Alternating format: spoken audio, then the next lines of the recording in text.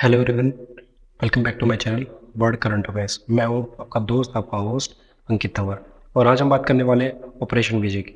Right, जैसा कि आप सब लोग अवेयर हैं कि वेडनेसडे को ऑपरेशन विजय भारत सरकार द्वारा लॉन्च कर दिया गया है। तो बिना किसी देरी के शुरू करते हैं। Let's get started. Basically, as you are all aware that 18,000 Indians have been struck in Israel war because Israel और हमास के बीच लड़ाई शुरू हो गई, जो कि ऑफिशियली अनाउंस कर दिया इसराइल ने, जिसके तहत 18,000 इंडियन स्टूडेंट्स स्ट्रक हो गए हैं। नॉट ओनली स्टूडेंट्स, उनके साथ इंडियन ट्रेडर्स और बिजनेसमैन भी वहीं पे स्ट्रक हो गए हैं, जिसके तहत वेडनेसडे को operation Vijay is launched by the Indian government. और उसके तहत जो फर्स्ट ग्रुप है तो वो आने वाला है थर्सडे को। सो सबसे पहले हम स्टार्ट करते हैं कि exactly what is happening. Right, so doctor S Jaishankar has tweeted on X about operation Vijay. ठीक है, जो एक्स जो है पहले ट्विटर था, बट देन इसको एक्स कर दिया गया, जिसके जैसे कि आप सबको पता ही होगा। तो डॉक्टर एस जयशंकर लिखते हैं कि ऑपरेशन विजय शुरू कर दिया गया है। राइट, जिसमें कि around 18,000 Indian students including professional workers, right, and traders are also included the 18,000 Indian citizens, जो कि ट्रैप्ड हो गए इन द इजरायली वॉर में।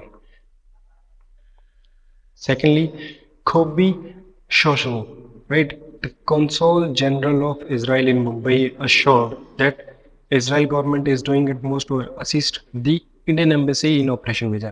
राइट, जो राजदूत हैं इसराइल के मुंबई में, महाराष्ट्र में, राइट, तो उन्होंने बताया है कि जो इसराइल गवर्नमेंट है वो अपना पूरा सहयोग दे रही है इंडियन एम्बेसी को ऑपरेशन विजय के दौरान। ठीक है। Secondly, he also assured that he had no information of any Indian national injured or killed in the ongoing fight। right, उन्होंने अश्योर किया है कि उनकी कोई भी इंफॉर्मेशन नहीं मिली है regarding any Indian national injured और किल्ड। ओके, तो एक बहुत अच्छी बात है कि आपने हमारे जो सिटीजन्स हैं वहाँ पे ना तो इंजर्ड हुए हैं और ना ही किल हुए हैं, ये बहुत अच्छी बात है। राइट, तो चलो और आगे बढ़ते हैं। Then actually what is the operation Vijay. Right, so on Wednesday, that is 11th October 2023, Foreign Minister Dr. S. Jaishankar has announced the Government of India has launched the Operation Vijay to repatriate। अब repatriate, what is this? So basically repatriate का मतलब होता है to bring back, right, वापस लाना the citizens of India from Israel, as the Israel has officially declared war against the Hamas। जैसा कि आप सब लोग को पता ही होगा, जो वॉर जो है, जो ऑफिशियली जो डिक्लेयर कर दी गई है इसराइल द्वारा, उसमें हमारे इंडियन सिटीजन फंस गए हैं, जिसके लिए हम उन्हें वापस निकालने के लिए हमने जो है ऑपरेशन विजय लॉन्च कर दिया गया। राइट, तो this is all about operation Vijay. Okay, so let's discuss about the key points of the operation Vijay. Okay, तो सबसे पहला जो की पॉइंट है, that is the embassy Tel Aviv has sent email to the registered Indian citizens for special flight to India. Embassy Tel Aviv, जो Tel Aviv है वो है Israel में। Okay, that is a city, and वहाँ पे हमारी Indian embassy है, जिन्होंने ईमेल द्वारा जितने भी रजिस्टर्ड इंडियन सिटीजन्स हैं उनको आगाह कर दिया गया है स्पेशल फ्लाइट टू इंडिया के लिए। ओके, और उसके बाद the first flight will be on Thursday and 230 Indian citizens have registered for the first batch. Okay, जो थर्सडे को हमारी जो फर्स्ट चार्टर्ड फ्लाइट आने वाली है उसमें 230 इंडियन सिटीजन्स होंगे जो प्रोबेबली फ्राइडे को आ जाएंगे। उसके बाद special chartered flights are used to bring the Indian citizens. जितने भी ऑपरेशंस आपने सुने होंगे, तो बेसिकली उनको क्या है, कभी इंडियन एयरफोर्स करती है, कभी इंडियन आर्मी करती है, कभी नेवी भी करती है, बट इस time the Indian government have used the special chartered flight to bring back their citizens to their homeland. Okay, then उसके बाद हम बात करते हैं the Indian air force and Indian navy are kept in ready conditions. Okay, ये ध्यान देने वाली बात है जी, इंडियन एयरफोर्स और जो इंडियन नेवी है उनको रेडी कंडीशन में रखा गया है, किसी भी इमरजेंसी के दौरान उनका इस्तेमाल हम कर पाएंगे।